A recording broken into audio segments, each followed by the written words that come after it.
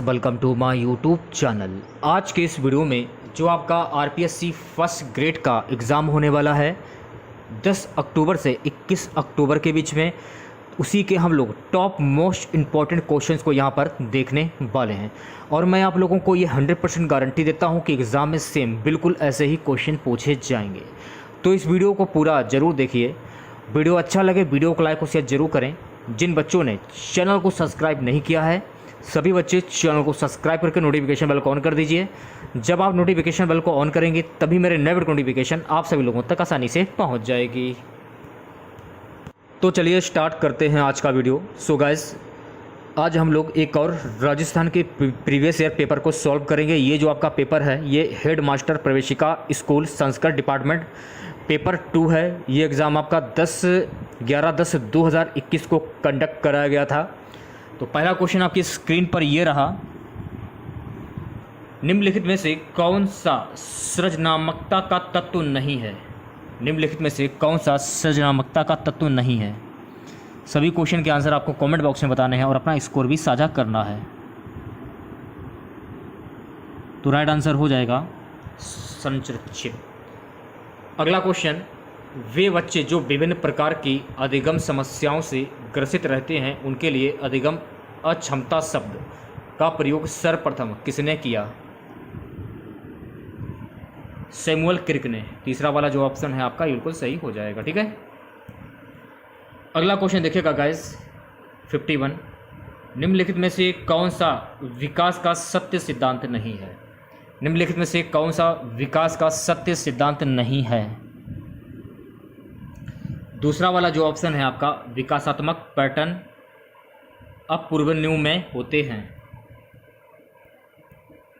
Next question की बात करें 52, अगला क्वेश्चन है, निम्नलिखित में से कौन सा सृजनात्मकता की प्रक्रिया के लिए सही तार्किक क्रम है।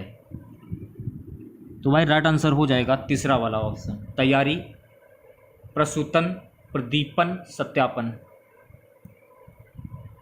अगला क्वेश्चन देखिएगा गाइस, निम्नलिखित में से कौन सा हार्वर्ड पंचपदीय प्रणाली के अनुरूप पाठ्य योजना के सोपानों का सही तार्किक क्रम है। तो राइट आंसर हो जाएगा तीसरा वाला ऑप्शन, तैयारी, प्रस्तुतिकरण, तुलना, सामान्यीकरण, अनुप्रयोग। ठीक है, आज के सेशन में अगला क्वेश्चन रहेगा, राजस्थान एजुकेशन इनिशिएटिव RIEI की सरकारी निजी भागीदारी कार्यक्रम बनाने का प्रस्ताव किस वर्ष में स्वीकार किया गया था। तो ये किस वर्ष में स्वीकार किया गया था।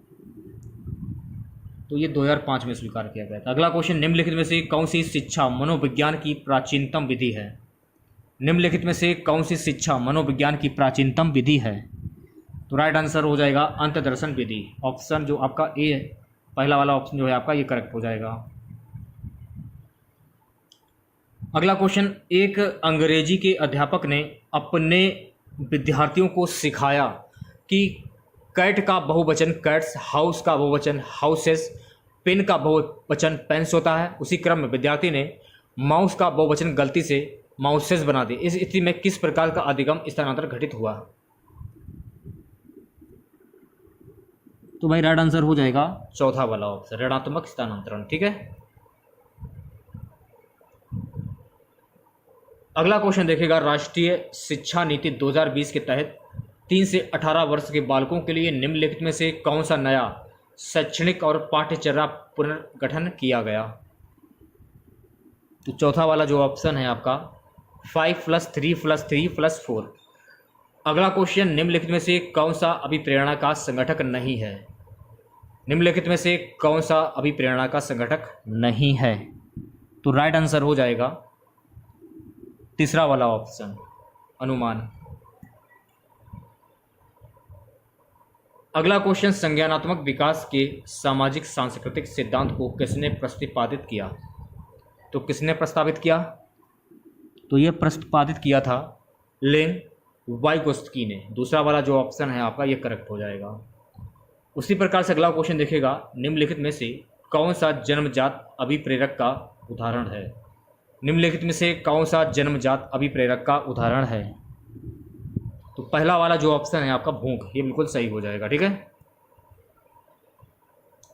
अगला क्वेश्चन, निम्नलिखित में से कौन सी जीन पियाजे द्वारा प्रतिपादित संज्ञानात्मक विकास सिद्धांत की संवेदी पेशी अवस्था की उप अवस्था नहीं है? तो भाई राइट आंसर हो जाएगा अंतदेशी अवस्था। 62 क्वेश्चन देखिएगा क्या है गाइस। निम्नलिखित में से कौन सा अच्छे मानसिक स्वास्थ्य का लक्षण नहीं है? कौन सा अच्छे मानसिक स्वास्थ्य का लक्षण नहीं है? तो राइट आंसर हो जाएगा अति सक्रियता। अगला क्वेश्चन, राष्ट्रीय मुक्त विद्यालय शिक्षा संस्थान NIOS की स्थापना कौन से वर्ष में हुई थी? 1989 में हुई थी। अगला क्वेश्चन देखिएगा गाइस 64, निम्नलिखित में से कौन सा क्रेशमर द्वारा प्रस्तुत व्यक्तित्व का एक प्रकार नहीं है? एंडोमॉर्फी। अगला क्वेश्चन, ब्लूम के शैक्षिक उद्देश्यों के वर्गीकरण में संज्ञानात्मक पक्ष के अंतर्गत कौन सा उच्च स्तरीय घटक है? मूल्यांकन। 66 क्वेश्चन देखेगा। क्वेश्चन है निम्नलिखित में से कौन सा बच्चों के सप्रत्यय विकास की असत्य विशेषता है? तो भाई राइट आंसर हो जाएगा सप्रत्यय जटिल से सरल की ओर विकसित होते हैं। गाइस अगला क्वेश्चन देखेगा क्या है, निम्नलिखित में से कौन सा शिक्षण सूत्र गेस्टाल्ट बात पर आधारित सही सूत्र है? पूर्ण से अंश की ओर, पहला वाला जो ऑप्शन है आपका ये करेक्ट हो जाएगा। नेक्स्ट क्वेश्चन की बात करें सो गाइस अगला क्वेश्चन, राजस्थान शिक्षा विभाग द्वारा वैश्विक महामारी अवधि में बच्चों को घर से पढ़ सकने की सुविधा प्रदान करने हेतु प्रारंभ किए गए कार्यक्रम का नाम क्या है? तो इस कार्यक्रम का नाम है सहेली कार्यक्रम। 69 क्वेश्चन देखिएगा, प्रशासन का वह कार्य जो शैक्षिक कार्यक्रमों की देखरेख एवं सुधार से संबंधित है? पर्यवेक्षक। अगले क्वेश्चन की ओर बढ़ते हैं गाइस। अगला क्वेश्चन देखिएगा क्या है, नियोजन, संगठन, अग्रसरण और नियंत्रण निम्नलिखित में से किस तकनीकी की प्रक्रियाएं हैं? तो ये किस तकनीकी की प्रक्रियाएं हैं? सो गाइस ये शिक्षण तकनीकी की प्रक्रियाएं हैं। अगला क्वेश्चन आपकी स्क्रीन पर, विशिष्ट शैक्षिक आवश्यकता होने वाले बालकों को सामान्य कक्षा में पूरे समय के लिए शिक्षा देने वाली व्यवस्था क्या कहलाती है? तो गाइस ये कहलाती है समावेशी शिक्षा।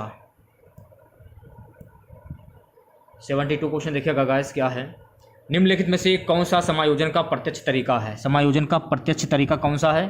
अन्य लक्ष्यों का प्रतिस्थापन। ठीक है।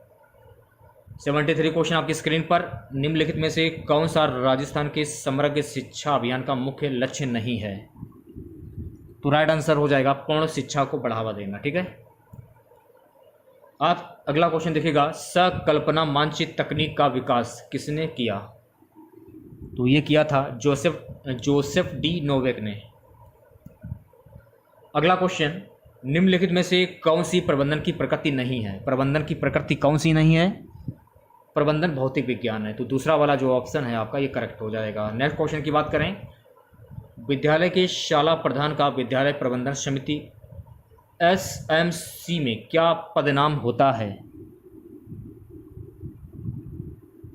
76 क्वेश्चन का आंसर हो जाएगा 1 मिनट। दूसरा वाला जो ऑप्शन है आपका पदेन सदस्य सचिव। अगला क्वेश्चन देखिएगा गाइस, निम्नलिखित में से कौन सा विद्यालय संगठन के क्षेत्रों से प्रत्यक्ष संबंध नहीं रखता है? जनसंख्या, शिक्षा। अगला क्वेश्चन, बहुबुद्धि सिद्धांत के प्रवर्तक कौन थे? तो बहुबुद्धि सिद्धांत के प्रवर्तक कौन थे?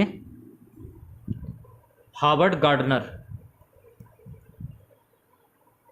अगला क्वेश्चन, बालकों का निःशुल्क और अनिवार्य शिक्षा का अधिकार अधिनियम 2009 के तहत प्रथम कक्षा से 5वीं कक्षा तक 60 बच्चों तक के प्रवेश पर अध्यापकों की संख्या क्या रहनी चाहिए? 2 रहनी चाहिए, आपको ध्यान में रखना है। ठीक है। बढ़ते हैं अगले क्वेश्चन की ओर।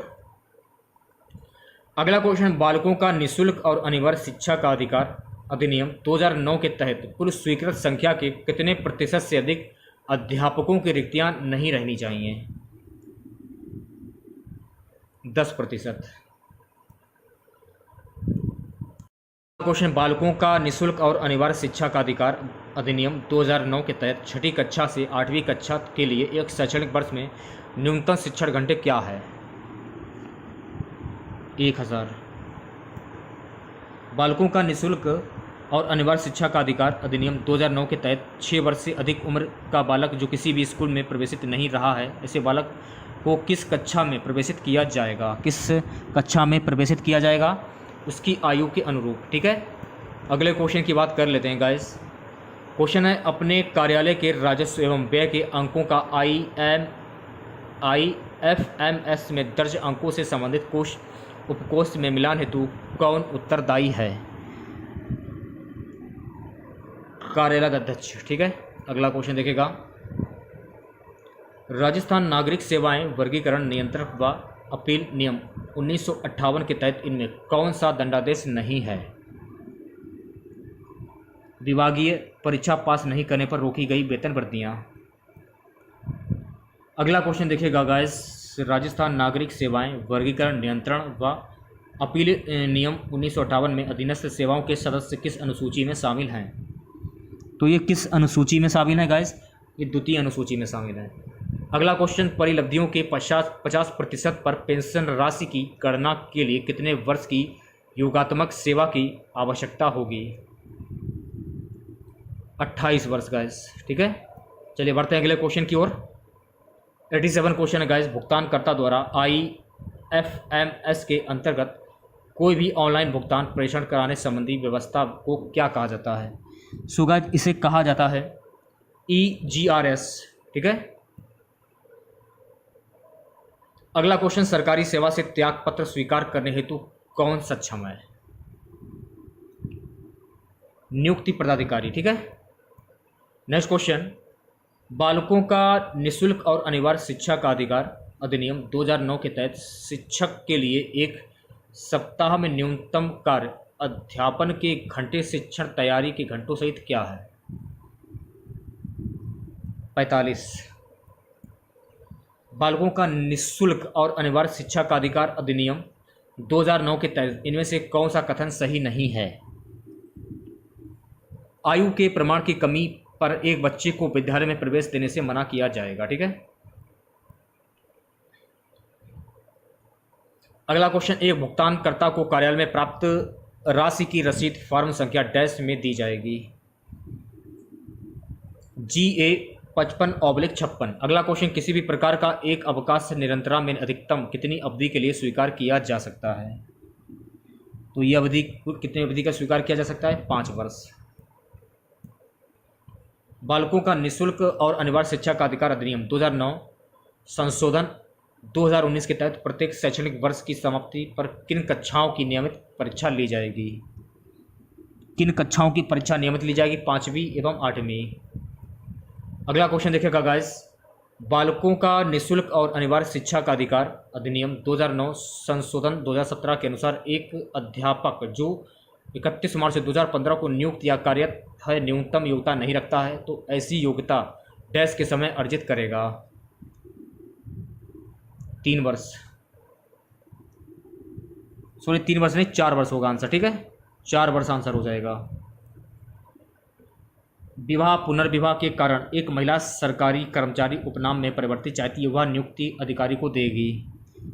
तो वह नियुक्ति अधिकारी को देगी पति के विवरण के साथ एक औपचारिक सूचना। बालकों का निःशुल्क और अनिवार्य शिक्षा का अधिकार अधिनियम 2009 में ऐसे बालक जो अनुसूचित जाति, अनुसूचित जनजाति, विकलांग, सामाजिक व शैक्षणिक पिछड़ा वर्ग ऐसे समूह में संबंधित हैं, ये परिभाषित हैं। सो गाइस, ये परिभाषित हैं असुविधाग्रस्त समूह में, वंचित समूह से। बालकों का निःशुल्क और अनिवार्य शिक्षा का अधिकार अधिनियम 2009 के अंतर्गत विद्यालय प्रबंध संबंधी SMC से महिला सदस्यों की संख्या का प्रतिशत क्या होगा? 50 होगा, ये आपको ध्यान में रखना है। ठीक है, अगले क्वेश्चन की ओर बढ़ते हैं।